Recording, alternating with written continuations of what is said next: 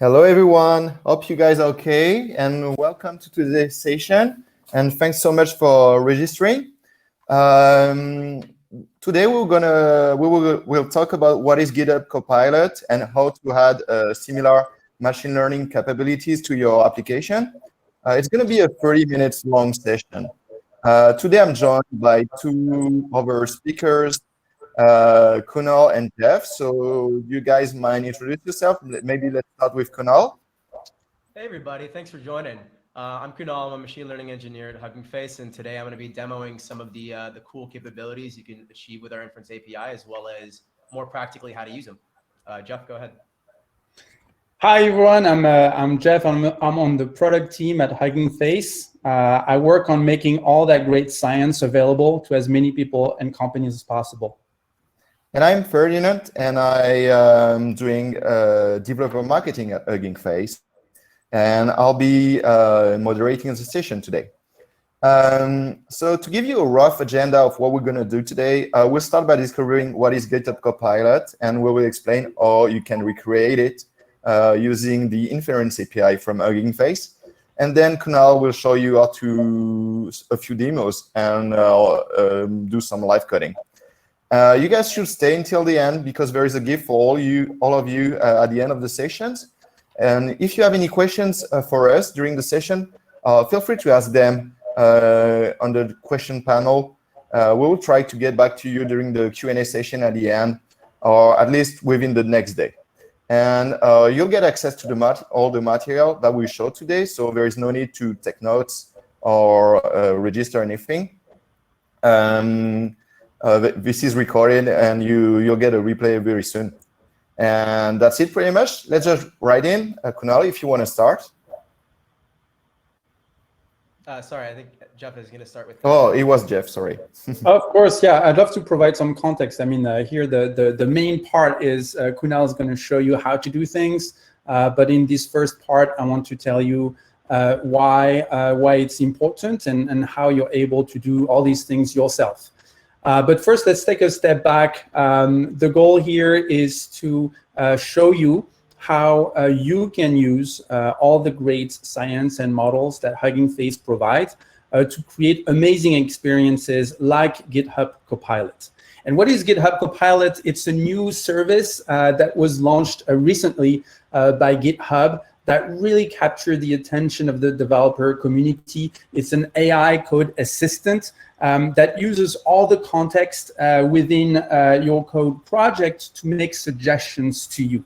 It makes suggestions to you to finish a line of code, to complete a full function based on the documentation, or to create documentation based on the code that you've written. It's a really, really cool tool that I invite you to check out. At the core, under the hood, is a transformer model. And what is a transformer model? It's this new generation of machine learning that's created new capabilities to do things like summarizing text, creating text, turning images into text. There's a million use cases for this new generation of models, transformers, and I'll show you how you can find them, explore them, and use them. But if you wanted to create your own GitHub Copilot, one issue is that the transformer model, which was built by OpenAI, it's called Codex. This transformer model, unfortunately, is not open source. So I will show you how you can use open source models to create your own experiences like GitHub Copilot. So to tell you about this, let me give you a few pieces of information about Hugging Face. Hugging Face is the home of transformers. We talked about OpenAI Codex model, the transformer model that is the heart, the engine behind GitHub Copilot. Well, Hugging Face is the home of all transformers. In fact, if you go to our website on hf.co, huggingface.co, you will find over 10,000 transformers models. It's kind of like the App Store, but for state-of-the-art models, these transformer models. And whether you're looking to create an app that deals with legal documents, or that wants to classify images, that wants to transcribe a conversation, an audio conversation into text, there's a model for that. There's a transformer for that. And you can find all of those on Hugging Face at hf.co. What's different, though, is that all of these models, they're open source. They're provided and hosted for free for you to access, to try, to test, to download through our open source and through our machine learning platform. What's our mission? Our mission is to democratize machine learning, this new era of science that is evolving so fast that it's hard for companies to keep pace with it. And that's what we do. That's what we do through our open source. That's what we do through our products. And we do this by focusing on community, and we do this by focusing on efficiency, making all these things work as fast as possible. And that has led some amazing adoption of here our Transformer open source library that is about to reach 50,000 GitHub stars, which is, like, in just a couple of years, I think unprecedented for AI or machine learning in terms of open source adoption. There is one trend behind all of this, which is since the introduction of the initial transformer model, the size of those models has been growing exponentially. Every 6 months sort of doubles in size. This trend was true a couple years ago. It is still true now that OpenAI GPT-3 with 170 billion characters exists. And that creates a lot of challenges for machine learning engineers, for companies to adopt these things and put them in their own apps. It's very complicated because these models are large, these models are complex, they require special hardware, they require special skill to distill them into something that works in production. And so that's why the Inference API, which you'll find on our website, again, hf.co, is the perfect tool for you to take all of these free open source models and use them directly in your apps without having to dive into what kind of architecture, machine learning things you need to use. It is super fast. We optimized all of our models, so you can up to 100x speed up to what you would get if you were trying to do this yourself. It's built to be scalable. So as your usage grow, we'll be able to support your project through our infrastructure. And it's completely secure through our HTTPS and other features like logless we can offer. So what can you do with these state-of-the-art transformer models and the Inference API to power your own application? That's what Kunal is going to show you now in a short demo. Thanks a lot. All right, guys. Thanks, Jeff, for that intro.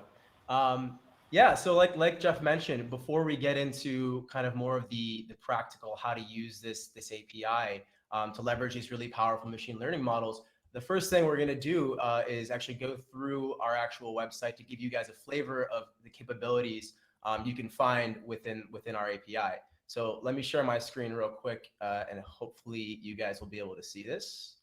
There we go. I think we should be good to go. Yeah, so you guys might have seen this on one of Jeff's slides. This is kind of our model hub where you can access over 12,000 plus public models. You see a little bit more here because I'm, special in the private organization of Hugging Face, but 12,000 plus models for a wide variety of tasks, and you can get a flavor for some of the things that are possible within our API and filter them within this page as well. But I'm going to start off kind of a common task we see on our end of usage, which is summarization of documents.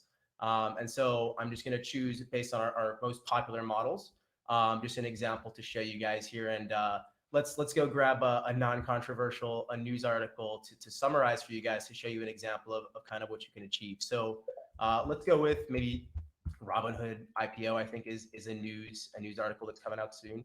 Yeah, this looks good. So yeah, you can think of, the wide variety of cases, even just for within summarization, kind of what you can achieve. It could be financial documents, could be news articles like this one, could be emails, pretty much whatever you can think of. And this is just within the summarization task, one of many. So here we go. We can demo within the actual API website the usage of this model. Oh no, we got audio from the Robinhood. Okay, there we go. We can see a quick summary here, and you can see how powerful and easy this is to use within our widgets, and also how simple it is for you to go and try out models before actually leveraging our API. So not only does the Hugging Face API support simple NLP meaning text-based tasks like this one, but the field of machine learning advances very rapidly. And at Hugging Face, we do our best to keep up with that. So another popular model many of you may have heard of is called GPT-3, which is actually the backbone of what GitHub Copilot is made out of. And another thing that GPT-3 has popularized is this concept called few-shot learning. And let me explain that a little bit. Few-shot learning is essentially getting a model to do a task you care about without having to train it specifically for that task. And this is very interesting for domains with like less data in them. So let me show you an example of what that could look like in practice. So this model has not been trained to do what I'll show you, which is sentiment analysis. Is this a positive, negative, or a neutral text? But if I show this model a few examples of what I'd like it to achieve, meaning I'll show it a couple of tweet examples and associated labels, and we can go through that here as an example. Like here's a tweet. Check out. Oh, sorry. Wait, let me go to the beginning of this. I hate when my phone battery dies, and the sentiment of that is negative. I give another example. Tweet. My day has been great. Sentiment positive. I give it a few of these examples, and then I ask it at the end to say, check out this awesome video, and I don't give it the sentiment. Let's see what the model can do.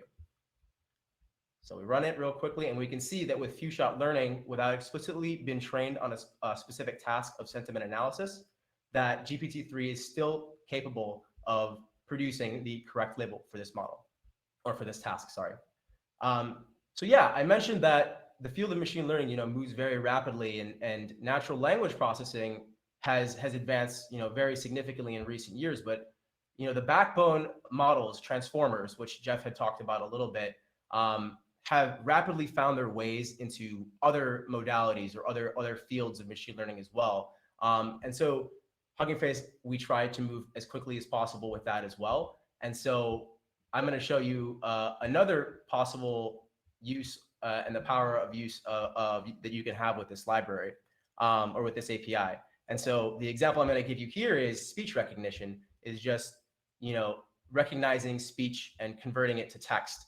It's very useful for meeting transcription, and there's many other use cases you can think of. So what I'm going to do here is actually record myself speaking, and hopefully the model will transcribe it properly. Look how simple speech recognition can be. Let's make sure we got that right. Hopefully you guys can hear that too. And let's transcribe it. Let's see what we get. And there we go. It's as simple as that. Now, we also mentioned, that the transformers have made their way into, a bunch of different fields. We've done speech recognition and speech in general. Why not vision as well, right? So another quick example before we move on to the live coding section. Let's do some image classification, right? And let's maybe, what's a simple example we could do here? Maybe let's look for airplanes on Google. Do a quick download of this guy. All right, we got that, and let's see what this guy's capable of. There we go. It's classified as an airliner. And now what's very exciting is we're going to move on to the live coding demo portion of this, and we'll show you just how simple it is to actually leverage these models that I've shown you in practice. And I've only really shown you 4 models here, kind of across a few of the modalities and tasks that we handle. But with 12,000 plus models available on our Inference API, I hope you can understand the immense amount of possibilities and machine learning power you can bring to the software that you guys develop. So yeah, with that, let's move on to the live coding portion of this demo. So what I'm going to do during this demo is essentially go through creating a VS Code extension that's capable of taking Python code you've written and generating a comment describing that Python code. And so all the code we go through today will be available on GitHub, and we'll send the link out shortly after this webinar today. And before we jump into it, I also want to note that the VS Code portion of this demo is closely based on a YouTube video from an author called Nathan Cooper. We'll also send that video out in our GitHub link as well shortly after this. But yeah, using this VS Code extension, we're going to use the power of our Inference API to leverage a documentation generator. So with that, let's get started. We're going to get started by an installation of a tool that is helpful for creating new VS Code extensions. It's called YoCode, and so the command we run for this is just using npm package manager install YoCode. I'm not actually going to install this right now because it takes a while. I've already pre-done this, so we can save a little bit of time. But this is the first command you would run. And with that, let's actually run YoCode to start this VS Code project. There we go.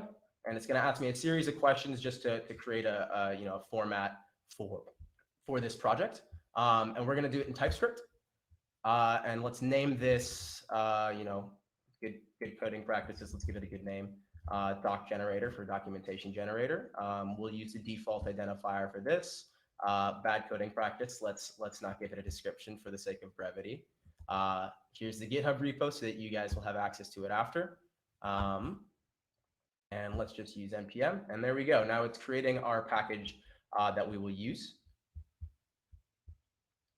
And hopefully this part doesn't take too long. There we go. All right, and let's get started. So I'm going to go into the directory it just created, and I'm going to launch VS Code so we can start developing and testing this command. There we go, and hopefully this is all showing up on my screen as well. All right, so there's going to be really two files we work with here. One is package.json. I'm sure a lot of you are familiar with. It's going to handle our dependencies, but most importantly, our entry points to this file and how we actually call this command. And the other file we're going to work with actually defines the functionality from the entry point. So you can see that we are registering the actual command here and executing the code, which is triggered by the entry point defined in package.json.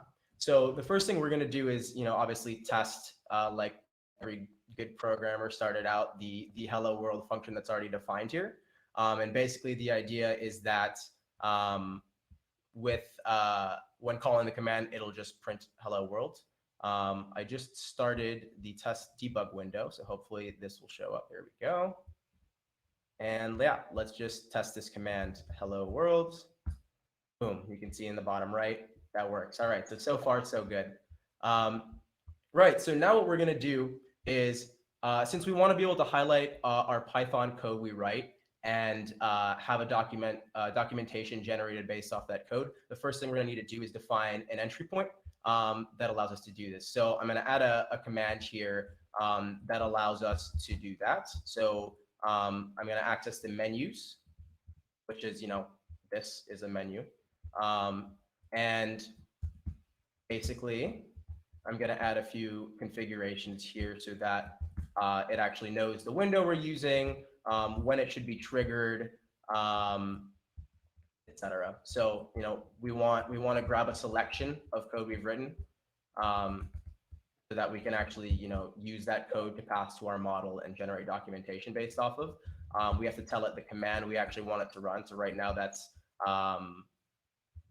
just what's defined in the extensions code right now. It's just the hello world function.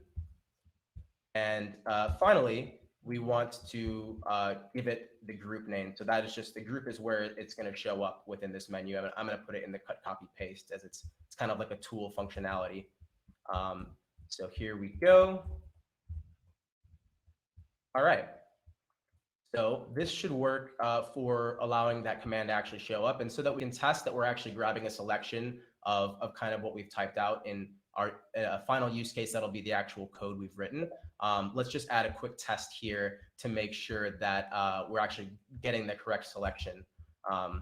So what we're going to do is we are going to first, get the actual editor window we're within.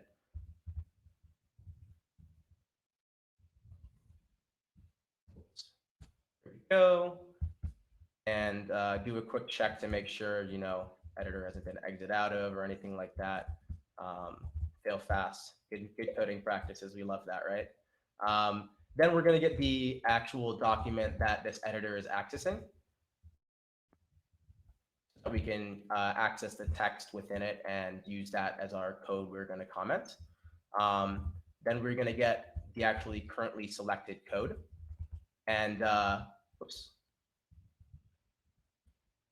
And using this selection, we actually have to access the text from the document indexed by the selection. So we're going to use this function get text using the selection from this document. And now this text should actually be whatever the selected code is. So let's print out, instead of hello world, let's get a little bit more advanced here and print out the actual text we selected. So with that, let me test out this functionality real quick. Save this. We're going to go back to our test window, refresh it, and let's hope this works. All right. We don't need this. Testing 1, 2, 3. And hopefully we'll see this pop up in the menu. Oh, maybe I didn't refresh it. Let me make sure we save this properly.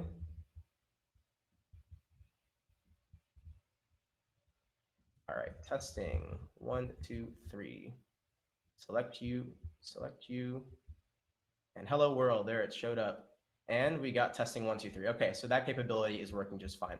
All right, so now we actually want to get through sending or actually leveraging our inference API. This is really what we care about, and this will show you how simple it is, because this really is a small portion of actually creating this VS Code extension.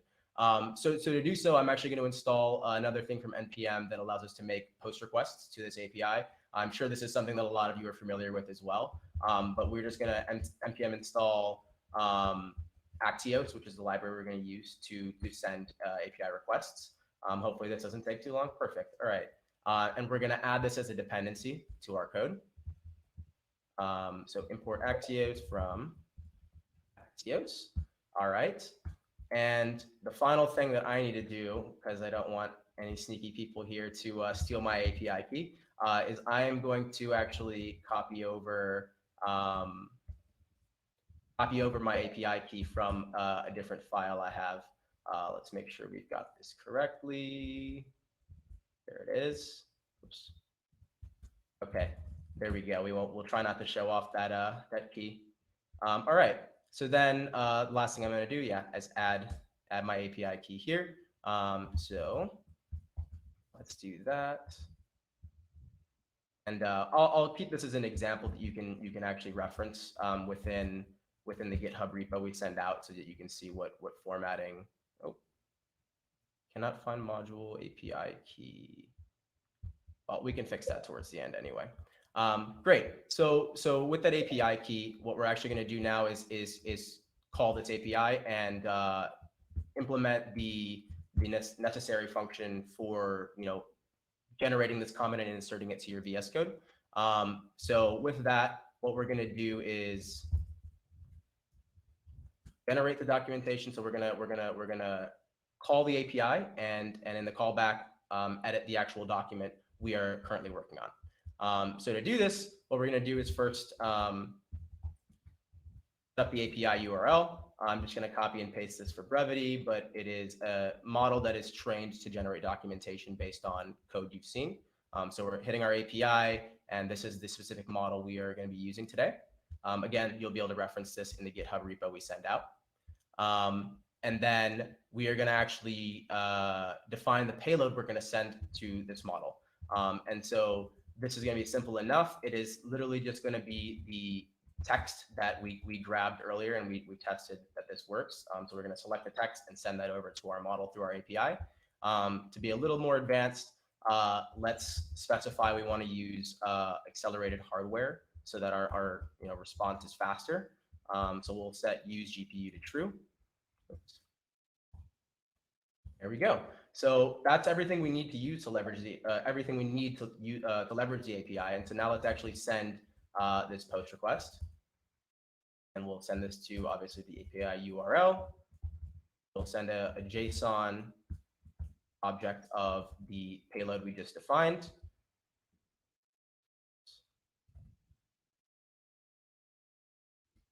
Oopsie, there we go. All right, and then we will pass the headers so that it's actually using the API key that I had specified in that other file I copied over. So that's the request, and that's all it takes to leverage to actually send the data over to our API. And now we're going to give it a callback function for actually using the response of the API to modify and provide the documentation for the selected code. I'll try to hurry up here because I know we're a little short on time. So right here, all I'm doing is creating an edit builder. This will actually be what goes into our document, our selection, and add the documentation that our model has generated. So this is all VSCode extension stuff, and we want to create our code at the start of the code we've selected. So that's we'll add the comment above the code we've written. Python code comment with a pound sign, and then to leverage our API, we're going to take our response, the data from our response, and the actual documentation generated from the model. There we go, and a new line just for good measure. And semicolons, we don't need this anymore, as this should work. And finally, for other good measure, we are going to change our command from hello world to generate comment. All right, now I think we've got one little bug here that we have to fix is why my API key is not being picked up.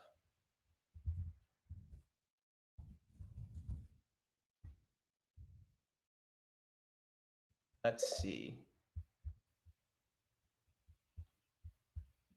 What are we getting here?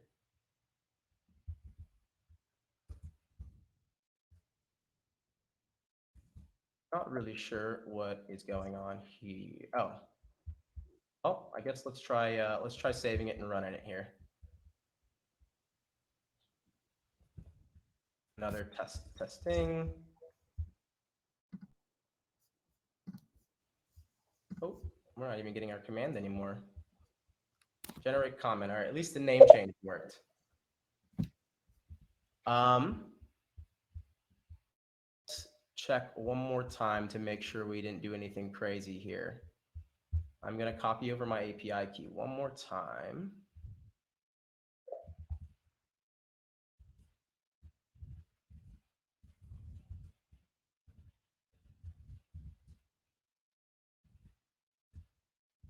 How do I keep it in dot? There we go.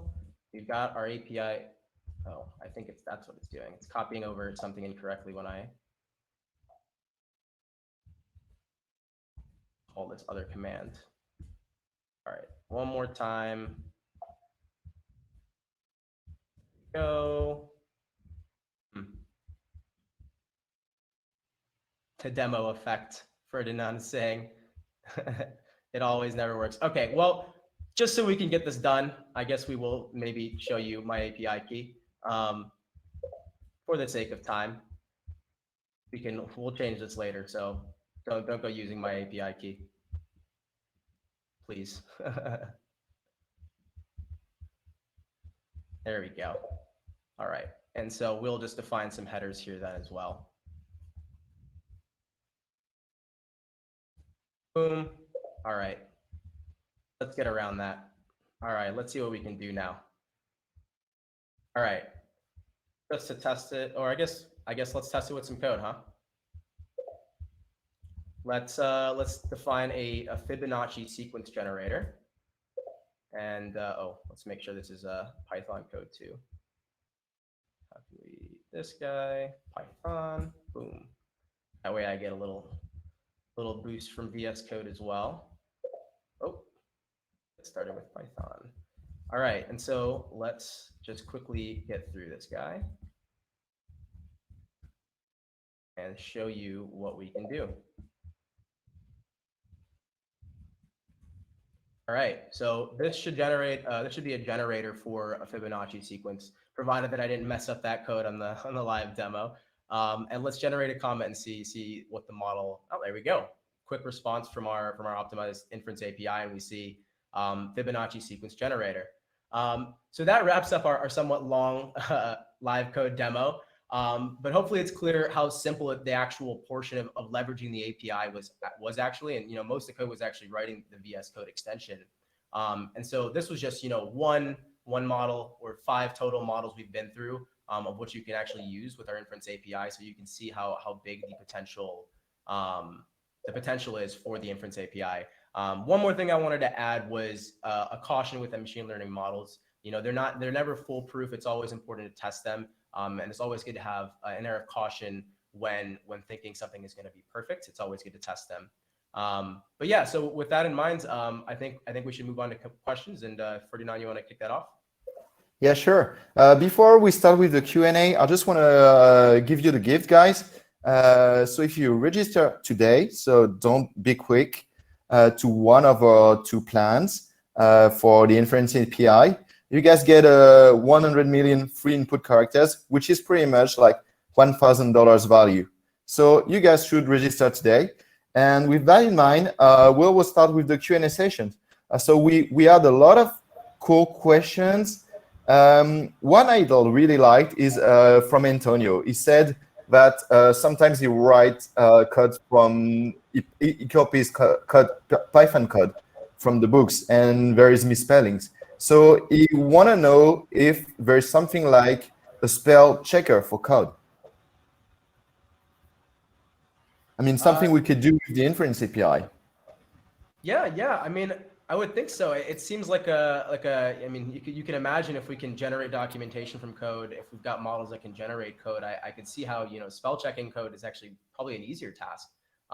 So yeah, I think that's definitely something we could accomplish with the API, given we train the right models. Cool. And a question from Miguel. He want to know if there's a way to generate paraphrases, to generate different phrases with the same meaning. Yes, definitely. We have actually paraphrase models available on the Hugging Face Hub. I really recommend you go check it out. You can use the first page I started on, showing off the model hub to search for models that are that do similar things and test them out right there within our widgets on that page. But yeah, those exist. You should check it out. All right. Akil want to know if there's a limit for the inference API.